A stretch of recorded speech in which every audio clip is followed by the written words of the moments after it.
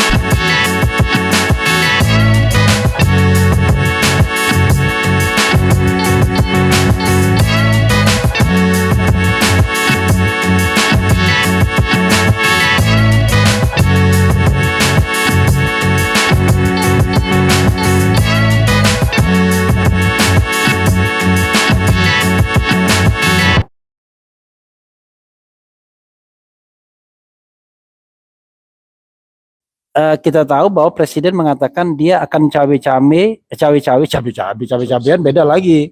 Cawe-cawe demi bangsa dan negara. Ya. Kita kan selalu melihat komunikasi politik itu dari panggung depan dan panggung belakang. Nggak mungkin dong saya bilang, saya mau cawe-cawe untuk memenangkan jagoan saya, kan nggak mungkin. Walaupun di polling RH Channel dengan 88.000 votings, saya bilang votes saja. Votes. Belum tentu voters. Betul. Mungkin ada dua gadget ya, kan? Tetapi intinya votes ya, dengan voting 88.000, mereka mengatakan cawe-cawe itu maksudnya adalah memenangkan jagoan presiden 94% yang yakin begitu. Hanya 6% yang mengatakan cawe-cawe itu untuk pemilu yang jujur dan adil. Nah, dalam perspektif komunikasi politik, apa tangkapan Bung Henry soal cawe-cawe ini ya? Ya, kalau dari sisi komunikasi tentunya perspektifnya banyak. Ya. Tapi karena Bang Refli tadi menambahkan unsur politik, maka saya tuh selalu percaya bahwa setiap kejadian politik itu tidak pernah berdiri sendiri tuh. Oke. Jadi artinya kita harus juga melihat kenapa kemudian presiden berkata seperti itu. Ada beberapa hal yang menarik. Yang pertama adalah kejadian sebelumnya yang mengatakan bahwa presiden tidak akan cawe-cawe, dia akan netral, gitu ya. Bahkan sumpah jabatan nih, nanti saya juga akan menanyakan hal itu ke Bang Refli. Sumpah jabatan, dia itu mengatakan bahwa dia berjanji akan seadil-adilnya. Nah, kalau kemudian dia mengatakan ingin cawe-cawe, tidak akan netral, itu melanggar sumpah jabatan presiden atau tidak? Nanti tolong Bang Refli jawab.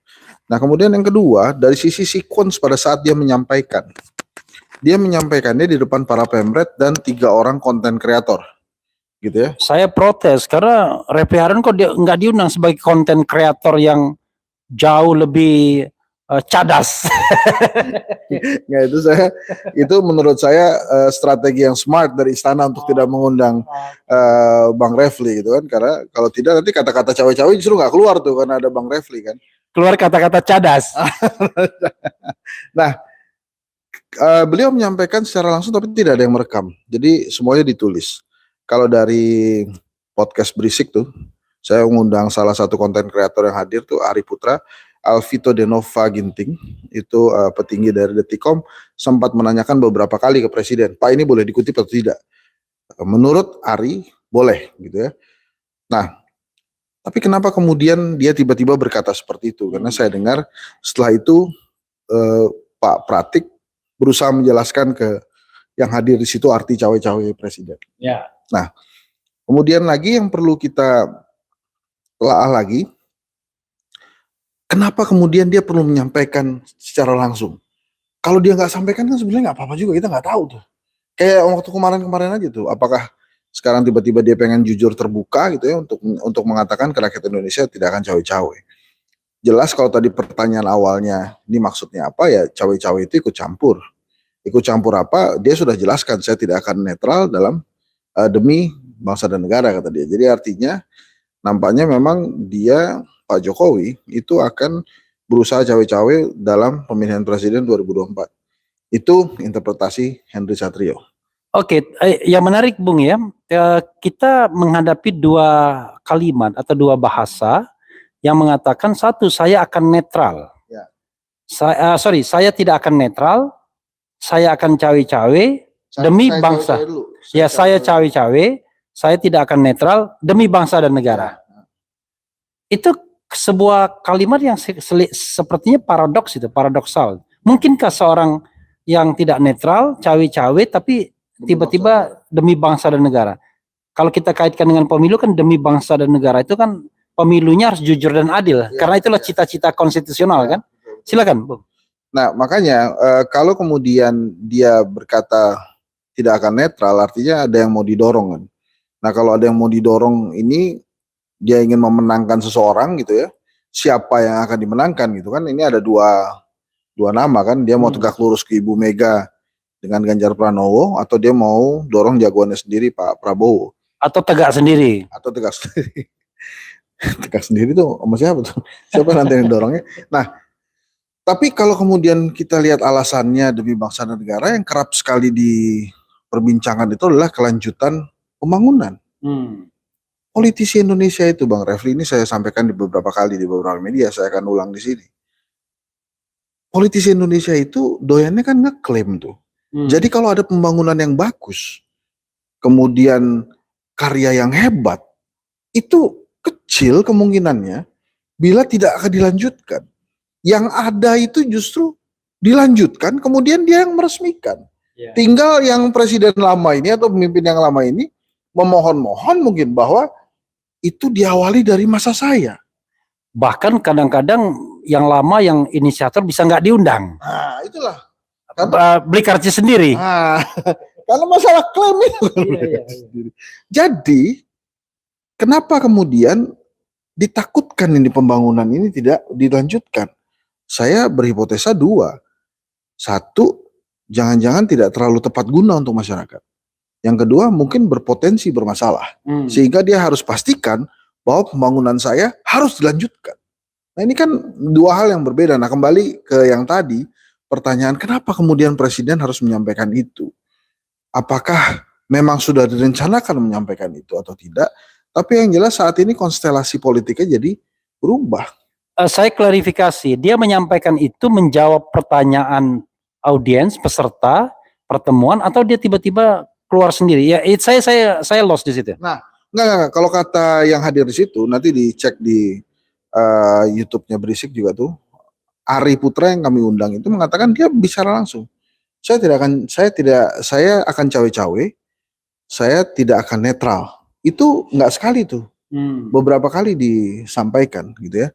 Dan memang tidak ada yang ngerekam tuh, karena kan biasalah kalau kita di istana kan dikumpulin dulu tuh Bang, handphone tuh. Jadi hanya catatan aja dan kemudian kesaksian para pemret ini gitu kan. Nah, sebelum lanjut Bang Refli coba dijawab itu, kalau berdasarkannya kan dicari nih, saya tidak melanggar hukum kok, tidak melanggar undang-undang. Tapi itu melanggar pasal Sumpah Presiden itu enggak? Waduh ini. Tapi tolong ininya biar dua ya.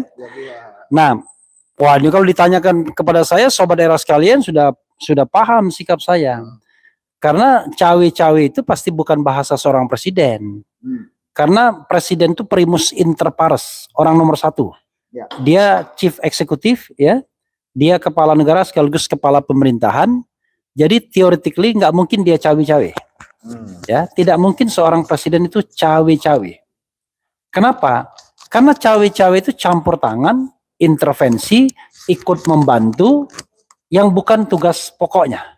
Jadi ada kemungkinan dia melanggar sumpah jabatan tuh gimana? Oh iya dong, karena dia kan sebenarnya kepala pemerintahan punya tugas umum untuk menyelenggarakan apapun di Republik ini, tetapi untuk urusan pemilu, saya katakan dia itu ibarat pengelola stadion sepak bola.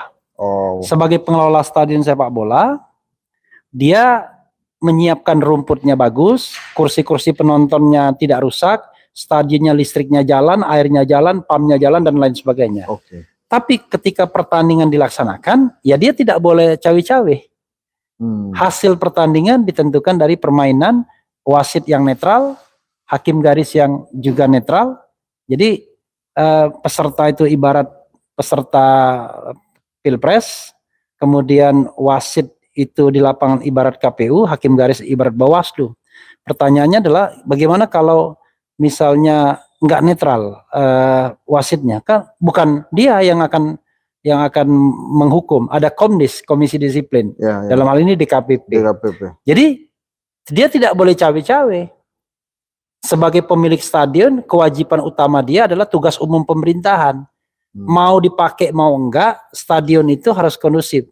Jadi stadion itu seperti bangsa dan negara ini. Saya coba berusaha untuk berpikir positif nih. Iya. Mungkin waktu itu Pak Jokowi memang ingin bahwa demi bangsa negara, supaya bangsa negara ini lebih bagus ya. Iya. Dan kemudian satu lagi, mungkin dia juga lupa tuh isi sumpah jabatan itu.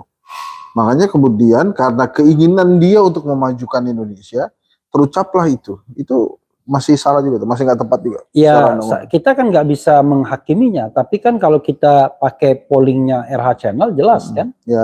paling tidak 94% dari 88.000 votes mengatakan cawe-cawe itu adalah ingin memenangkan jagoannya, dibandingkan ingin mewujudkan pemilu yang jujur dan adil. Kenapa pilihannya cuma dua itu? Karena kan tidak ada cara lain, seorang presiden harus mengawal pemilu agar jujur dan adil. Kan? Luber dan juri sebagai sebuah tujuan ideal. Ya. Tapi ada hal yang sifatnya subjektif, yang unjustified, illegal, yaitu ingin memenangkan jagoannya. Nggak mungkin digabung kan? Nggak mungkin pemilu yang jurdil digabung dengan ingin memenangkan jagoan. Kalau ingin memenangkan jagoan, pasti potensial dia akan merusak netralitas dan lain sebagainya. Kan? Berarti minimal tidak akan adil. Kan gitu kan? Oke. Nah, ternyata penonton RH Channel meyakini cawe-cawe itu ingin memenangkan jagoannya. Nah, kalau ingin memenangkan jagoannya, maka dia mengingkari tugasnya sebagai primus inter pares. Ya. Saya juga mempersepsikan ini masih di channel Keren Cadas ini karena saya dari tadi nanya. Nggak, itu kalau dari penjelasan dari ceritanya Aryo, jadi presiden mengungkapkan itu beberapa kali, dikonfirmasi oleh Vito boleh dikutip atau tidak. Presiden bilang boleh, walaupun tidak ada yang mencatat, tidak ada yang merekam, mencatat mungkin banyak. Nah, setelah makan, Pak Pratik yang mendampingi presiden itu berusaha menjelaskan bahwa demi bangsa dan negara, ya artinya cawe-cawe, jujur dan adil, ya gitu. Kemudian malam harinya itu Ari itu mengaku bahwa dia menerima WhatsApp penjelasan lagi dari istana, stafnya Pak B. WhatsApp menjelaskan artis Pak B. Pak B kan deputi medianya istana. B Mahmudi kalau nggak salah. Halo Pak B. Pak B ya, Pak B Mahmudi. Nah itu dia dapat WhatsApp lagi tuh katanya, menjelaskan maksud dari Pak Jokowi gitu. Jadi artinya mungkin itu keluar langsung aja tuh. Ya. Dari mulut beliau itu. Dan saya kira pernyataan itu disesali jangan-jangan ya. Gitu ya? Ya karena gini, kalau sebuah statement harus diluruskan oleh staf bawahannya, itu statement bengkok itu pasti. Ya tapi nggak bisa diralat kecuali dia ralat sendiri karena yang paling atas kan udah Pak Jokowi presiden. Makanya biasanya dalam komunikasi kan biasanya disuruh jubir yang ngomong kan. Ya. Jubir Supaya salah, kalau salah ada yang betulin. iya. Kalau ini enggak, dia Langsung. sudah bosnya langsung. Masa dibenerin oleh Mensesnek? Nah, Kurang ajar dong Mensesneknya. iya.